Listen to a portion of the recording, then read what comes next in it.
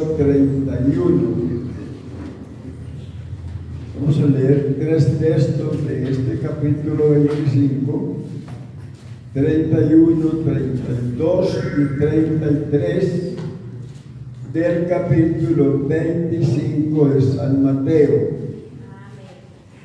Lo leo en voz alta y dice: cuando el Hijo del Hombre venga en su gloria y todos los santos ángeles con él, entonces se sentará en su trono de gloria y serán reunidas delante de él todas las naciones, y apartará los unos de los otros, como aparta el pastor las ovejas de los cabritos, y pondrán las ovejas a su derecha y los cabritos a su izquierda.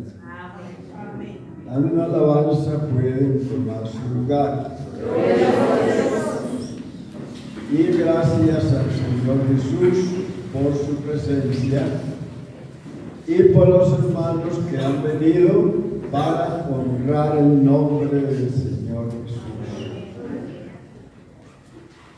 Vamos a hablar acerca del propósito del juicio de las naciones. El propósito, porque Dios ha hecho todo con un propósito. Todo lo que Dios ha hecho no fue por llenar un espacio ni por ocupar su tiempo. Dios todo lo hizo con un propósito. Si usted lee un libro, ese libro tiene un propósito. Lo escribieron con un propósito. Si lee una carta de los apóstoles, esa carta se escribió con un propósito. Lo mismo sucede con los juicios. Cada juicio tiene un propósito. Y debemos saber cuál es el propósito, ya sea de un libro, de una carta o de un juicio, porque todo se hace con un propósito. Bien, entonces, para una mejor comprensión, oiga bien, del juicio de las naciones, tenemos que tener en cuenta dos cosas. Para una mejor comprensión del juicio de las naciones, tenemos que tener en cuenta dos cosas. Primero, tenemos que saber ordenadamente los 7 juicios, y yo creo que hay hermanos que lo saben, los cuales nos habla la palabra de Dios. Primero. Segundo, el orden escatológico de los acontecimientos que tendrán lugar después de Hechos capítulo 1, cuando el Señor Jesús ascendió a los cielos y los ángeles le dicen: así como le han visto ir al cielo, así le veréis venir. Tenemos, se lo voy a recordar, tenemos 7 juicios. 3 juicios antes de la segunda venida de Cristo y 4 juicios después de la venida de Cristo. Oiga, 3 antes de su segunda venida y 4 después de su segunda venida. ¿Y quién se quiere ganar un premio? Todos, ¿no? Entonces tengo 2 premios. No son cuentos. Cuando le digo un premio, si ustedes lo ganan, yo le doy el premio. No es que lo paso a predicar o a un testimonio, no, un premio de verdad. Bueno,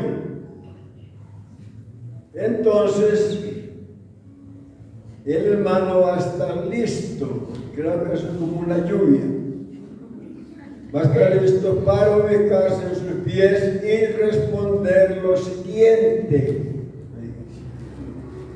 Mencione sin mirar apuntes, porque si mira los apuntes, porque lo más importante es que usted trate de aprenderse el norte. Oiga, mencione los 7 juicios. Se pone en pie o se queda sentado, pero dice algo, ¿sí o no? A ver, mencione los 7 juicios. No le voy a decir por orden. Menciónelos. Desordenadamente menciónelos.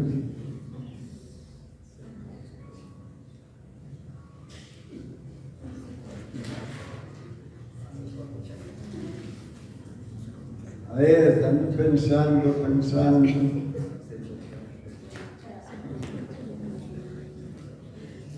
Bueno, mientras lo recuerda, se los puede leer.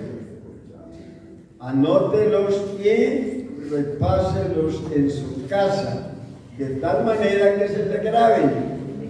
Porque lo más bonito es que usted se los grabe. Primero, el juicio de los pecados del creyente. El juicio de los pecados del creyente. Segundo, el juicio del creyente de sí mismo. Primero, de los pecados del creyente. Segundo, del creyente de sí mismo. 2. Y tercero, el juicio de las obras del creyente. De los pecados de sí mismo y de las obras del creyente. Esos 3 juicios tienen lugar antes de la segunda venida de Cristo. Los otros 4 tendrán lugar después de la segunda venida de Cristo. El juicio de Israel, número 4. El juicio de los ángeles, número 5. El juicio de las naciones, número 6. Y el juicio ante el gran trono blanco, número 7. No se lo quisieron ganar el premio. Bueno, entonces, a ver si este lo gana. Si está facilito.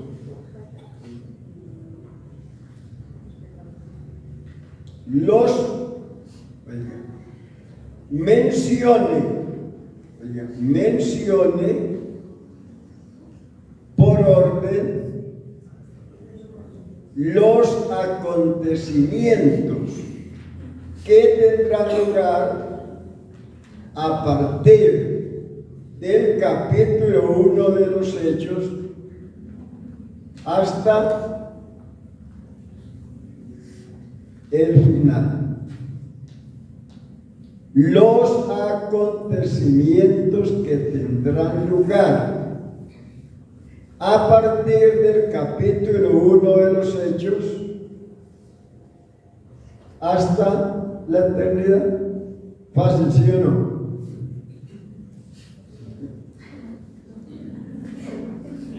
Me va a tocar llevarme el precio de la casa. No quieren.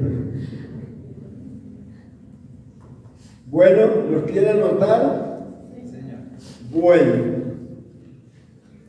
el recogimiento de la iglesia. Oiga, el recogimiento de la iglesia. Segundo, el tribunal de Cristo. Tercero, las bodas del Cordero. Cuarto, el milenio. 5, resurrección de todos los muertos. Oiga, 5, resurrección de todos los muertos. Número 6, el juicio ante el gran trono blanco. Y 7, la eternidad. Ahora sí los puedo mencionar.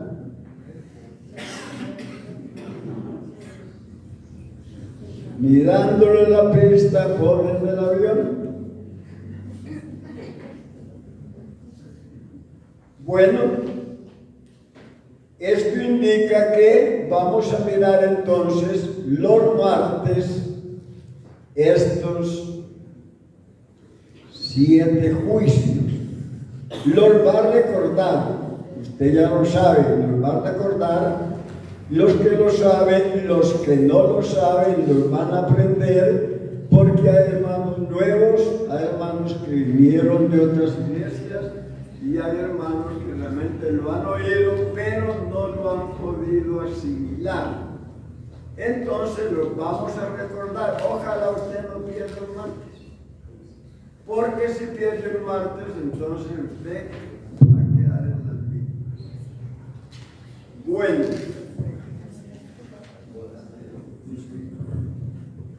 Aló, oiga, estaba acabando con mis pulmones ahí. Entonces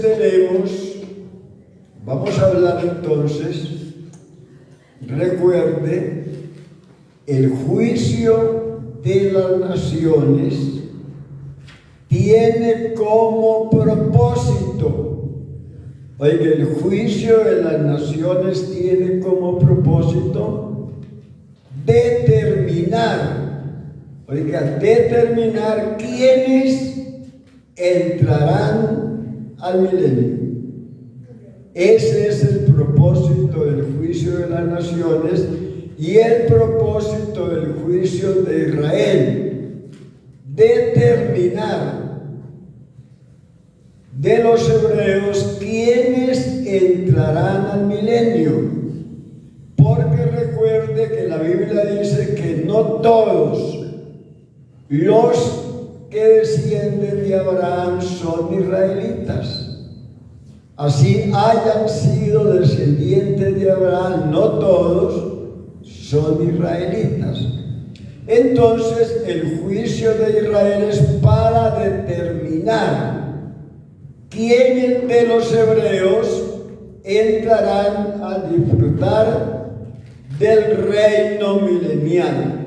Dice, he aquí, en justicia reinará un rey, y príncipes presidirán el juicio. Los que reinarán con Cristo son los 12 apóstoles del Cordero. Ellos reinarán, se sentarán sobre 12 tronos para reinar con Cristo. Un día Pedro le dijo a Cristo, he aquí, Señor, nosotros lo hemos dejado todo y te hemos seguido, ¿qué pues tendremos? Y el Señor les dijo, vosotros os sentaréis sobre 12 tronos para juzgar las 12 tribus del pueblo de Israel. Los 12 apóstoles. Pero recuerde, hermano, que el apóstol Pablo no forma parte de los 12 apóstoles. ¿Por qué? Porque el apóstol Pablo no reunía los requisitos para ser apóstol del Cordero. Y el apóstol Pablo fue un apóstol que Dios llamó especialmente para los gentiles, no para el pueblo hebreo. En otras palabras, para ser ministro de la iglesia gentil y no de la iglesia judía. Note bien, para ser ministro de la iglesia gentil y no de la iglesia judía. De la iglesia judía, el apóstol Pedro fue realmente un gran apóstol, porque Pedro, aunque fue el que llevó el mensaje a la casa de Cornelio, él era apóstol, mejor dicho, de los hebreos. Y para que entendamos mejor esto, hagamos un poco de historia y formulemos 3 preguntas. Usted sí las va a responder, porque ya las sabe usted bien. 3 preguntas. ¿Dónde nació la iglesia judía? Le estoy preguntando.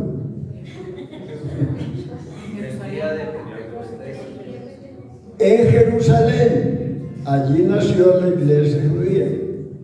¿Dónde nació la iglesia gentil? En la casa de Cornelio. ¿De quién recibimos nosotros el evangelio? ¿De la iglesia judía o de la iglesia gentil?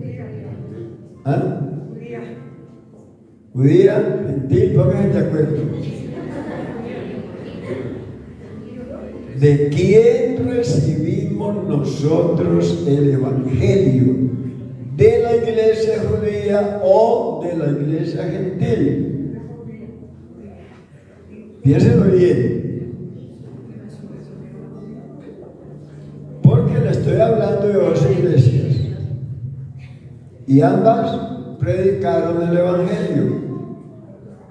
¿De quién lo recibimos nosotros? ¿De la iglesia judía o de la iglesia gentil? A ver. Nosotros de los gentiles, pero en la casa de Cornelio, por eso. No, nosotros, oigan, no, deje aparte al pueblo judío. Nosotros, ¿de quién recibimos? Ya el hermano dijo, nosotros recibimos el evangelio de la iglesia gentil, no de la iglesia hebrea, no, de la iglesia gentil. De pronto a usted se le haga un poco extraño. Mira, hermano, la iglesia judía comenzó en Jerusalén y comenzó a decrecer. Oiga, la iglesia judía comenzó en Jerusalén y comenzó a decrecer. Esto es muy importante que ustedes lo graben. Hasta que desapareció. Oye, pero raro, ¿cómo así que desapareció? La iglesia judía comenzó en Jerusalén, pero comenzó a decrecer hasta que por último desapareció.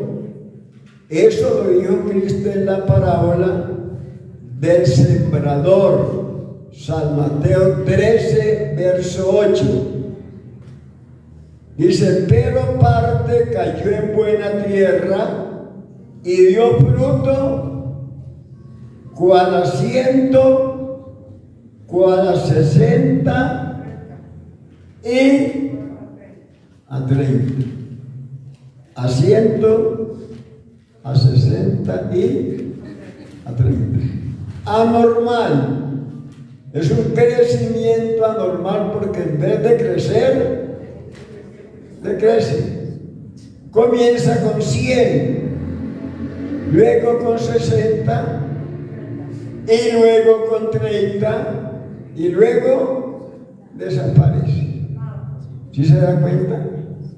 Y luego desaparece. Aquí Cristo dijo que la semilla daría fruto a 100, a 60 y a 30 por uno, o sea, iría decreciendo, que eso no es lo normal. Lo normal es que vaya en aumento, como dice el texto, el camino del justo es como la luz de la aurora, que va en aumento hasta que el día es perfecto. Entonces, lo normal es que el árbol frutal dé fruto a 30, a 60 y a 100. Cristo dijo que esa semilla daría fruto a 100, a 60 y a 30, o sea, que iría decreciendo, que eso no es lo normal. Es que un árbol frutal dé fruto a 30, a 60 y a 100, eso es lo normal. Eso dijo Cristo a los hebreos. ¿Sabe por qué? Escuchen muy bien. Esa parábola del fruto a 100, a 60 y a 30 la dijo Cristo directamente a los hebreos. O sea que Cristo le dice a la iglesia hebrea que irían decreciendo. Eso le lo dijo. ¿Por qué razón? En el capítulo 12, escuche bien, en el capítulo 12 ellos habían cometido el pecado imperdonable. En el capítulo 12 de San Mateo, los hebreos cometieron el pecado imperdonable, que es ¿cuál? La blasfemia contra el Espíritu Santo. No tiene perdón ni en este siglo, ni en el venidero. Si lo leen en el venidero, dice en este siglo, ni en el venidero. Entonces, note bien que se lo dijo Cristo a los hebreos que blasfemaron, que cometieron el pecado imperdonable, que es. ¿Y en qué consistió la blasfemia? Porque es fácil decir la blasfemia, pero ¿en qué consistió? En atribuirle a Satanás las obras de Cristo, o sea, del Espíritu Santo. Esa fue la blasfemia. Dijeron: vea, Señor, usted echa fuera los demonios por Belcebú. Y ellos sabían muy bien, porque ellos lo practicaban, que los demonios no se echan fuera por Belcebú, porque una casa dividida no permanece, que los demonios se echan fuera por el Espíritu Santo.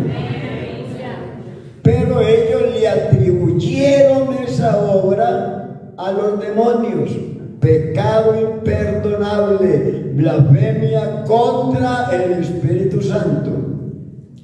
Por eso, escuche bien, en el capítulo 12 cometen el pecado imperdonable.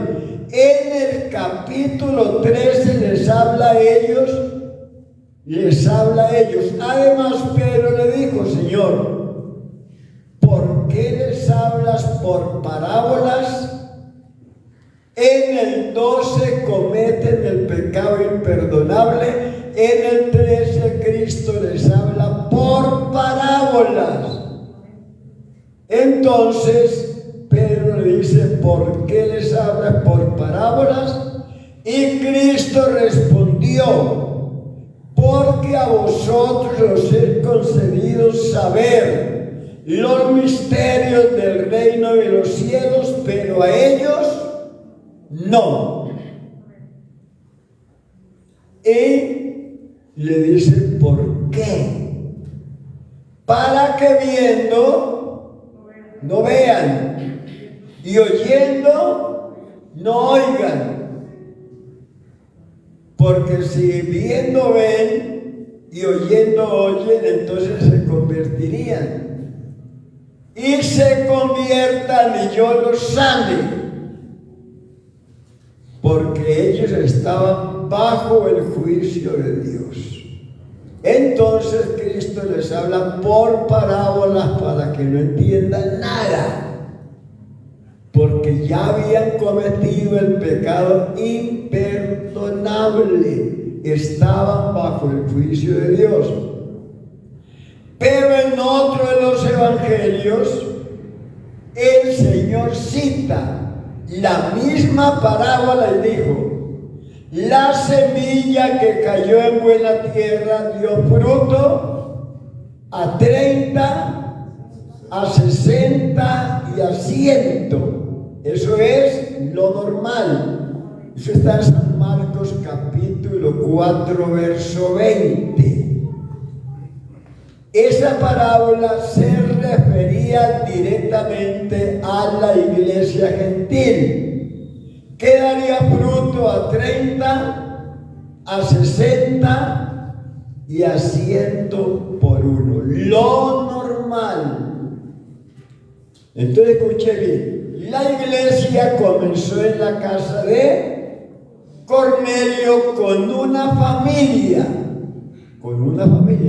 fue la que llegó a Antioquía de Siria, y de Antioquía Pablo llevó el evangelio por los alrededores de Jerusalén hasta Ilírico, en Europa, Antioquía, y se volvió el centro mundial de evangelismo. La iglesia de Antioquía se volvió el centro mundial de evangelismo. No fue la iglesia judía, no fue la mamá, fue la hija. Entonces la iglesia judía decreció hasta que desapareció. Y la iglesia que llegó a nosotros es la iglesia que comenzó en la casa de Cornelio, la iglesia gentil, porque la otra ya había desaparecido. Comenzó con 100, 60 y 30 hasta que desapareció. Recordemos que la Biblia dice que Dios visitó primeramente a los gentiles para tomar de ellos un pueblo para su nombre. O sea, para tomar una esposa para su nombre, porque ya se había divorciado de la otra esposa en el Antiguo Testamento por infiel. Entonces se consiguió una nueva esposa. Gracias a Dios por ello, ¿verdad? Ese pueblo que él tomó de los gentiles fue el que llegó a Antioquía de Siria, y de allí se difundió por todo el mundo de aquel entonces, que era África, Europa y Asia.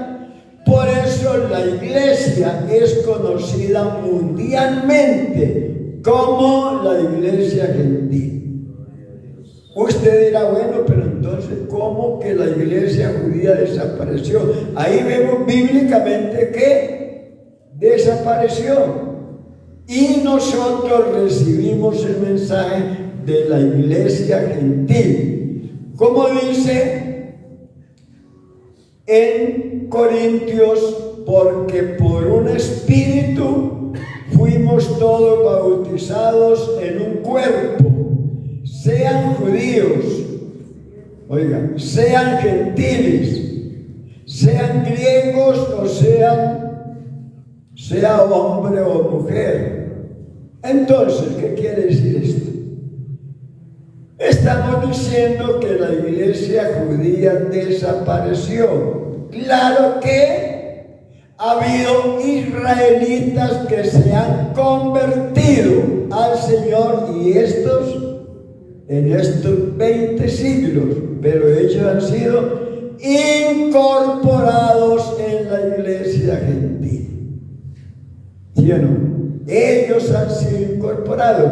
Por eso entonces en 1 Corintios dice, porque por un espíritu fuimos todos bautizados en un cuerpo, sea judíos, sea gentiles, sean griegos, sea hombre o sea mujer. Y recuerde que ese cuerpo es el cuerpo de Cristo, que es la iglesia que nació en la casa de Cornelio. Y los hebreos que se convierten a Cristo son añadidos en la iglesia gentil, pero en la iglesia gentil. ¿Sí entiende o no? El que entra en el cuerpo de Cristo pierde su identidad. Oiga, pierde su identidad de judío o de gentil, y se vuelve un miembro del cuerpo de Cristo. Gálatas 3:27. Porque todos los que habéis sido bautizados en Cristo, de Cristo estáis revestidos. Ya no hay judío, ni griego, no hay esclavo, ni libre, no hay varón, ni mujer, porque todos vosotros sois uno en Cristo Jesús. Somos miembros del cuerpo de Cristo, somos reyes y sacerdotes y reinaremos con Él. Por eso en Efesios dice que recordemos que en otro tiempo nosotros los gentiles nosotros los gentiles ya no somos gentiles, ya somos miembros del cuerpo de Cristo. Pero dice, no se olviden de lo que eran, no se sientan muy grandecitos, recuerden quiénes eran. Pero ahora no somos gentiles, porque los gentiles es el que no ha conocido a Cristo. Nosotros ya conocemos a Cristo, ya lo recibimos, ya nos bautizamos en su nombre, ya recibimos el Espíritu Santo, ya fuimos vinculados en el cuerpo de Cristo, somos miembros del cuerpo del Señor Jesús. Sea bendito su nombre. Olvídese que usted es santanderiano, boyacense, caldense, bayuno, antioqueño, costeño. Usted eso ya lo perdió, ahora es miembro del cuerpo de Cristo.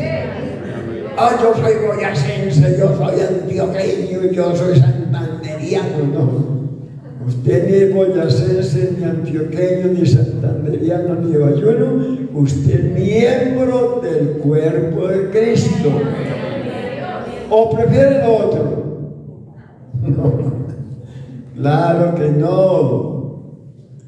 Entonces, es que el milenio, en donde Cristo va a demostrar que Él, bajo su cetro, que el hombre va a encontrar la justicia, la paz y la seguridad. Ninguno de los gobernantes de los imperios que han transcurrido a través de la historia han logrado eso. ¿Por qué no? Porque eso para el hombre es imposible, porque el hombre es un pecador injusto y no puede producir un reino de paz, de justicia y de gozo. En el milenio todos los que nazcan nacerán en el reino de Dios. No habrá diablo que los tiente. No, que diablo sí hay, pero está amarradito. Y tiene tanto poder el diablo que un ángel común lo amarra y lo mete por allá en hueco. Un ángel, oiga. Y el diablo estará amarrado, no podrá hacer nada. Pero, oiga, como el diablo está amarrado, no los puede tentar, no los puede inducir al pecado. Pero al final del milenio habrá una prueba. El diablo será suelto. Y allí se va a probar quién es quién. Porque recuerde que muchos van a nacer en el reino milenial. Muchos van a nacer. Porque imagínense que el niño, ¿no? Que así de que sí sabe, será de 100 años. Un niño con 100 años. Yo todavía no soy un niño. ¿Se da cuenta? Todavía me faltan más de 20 años para ser un niño. Y en el milenio, pues yo, imagínense, de 100 años, y el pecador de 100 años será maldito. Bueno. Y saldrá para engañar a las naciones. Y los que se dejen engañar y vayan contra el Señor y su ejército del cielo, desciende fuego y los consume a todos. Oiga, el hombre se siente muy desagradecido. 1000 años disfrutando de paz, de tranquilidad, de abundancia, de salud, porque nadie se va a enfermar, a nadie le va a faltar nada. Claro que el que entre en ese cuerpo de carne tendrá que trabajar. Allí no es como dicen algunos, no es que allí vean, no tendrá que hacer nada, todo le cae del cielo no le va a caer nada. Tiene que trabajar, tiene que sembrar, tiene que cosechar, tiene que elaborar. Pero eso no tiene nada que ver con la iglesia. Nada, absolutamente nada, porque la iglesia tendrá un cuerpo glorioso. No necesitamos comer, claro que es la oportunidad, ¿sí o no? Si el Señor, Dios, con 2 ángeles comió un corderito con tortas. El Señor comió un corderito con 2 ángeles, entre 3 se comió un cordero y unas tortas asadas bajo el fuego. Y él no necesita comer, pero comió. Y si él comió, pues nosotros podríamos comer, ¿o no? Y era usted, no, ya el pastor le dio hambre, ¿no, señor? Y los otros entrarán en la nueva creación porque han nacido en el reino de Dios. Y el reino de Dios no es comida ni bebida. Oiga, no es comida ni bebida. ¿Qué es? ¿Qué es? Pero dígalo conmigo, a ver. ¿Qué es el reino de Dios? Si no es comida ni es bebida, ¿qué es? Justicia, paz y gozo en el Espíritu. Justicia, paz y gozo en el Espíritu Santo. No es un lugar, escuche bien, no es un lugar, es un estado en el que se vive bajo el reino de nuestro Señor Jesucristo. Por eso, en el milenio es la materialización del reino de Dios sobre la creación. O sea, es como el paraíso. Oiga, todo va a ser restaurado en el milenio. Es la restauración de todas las cosas.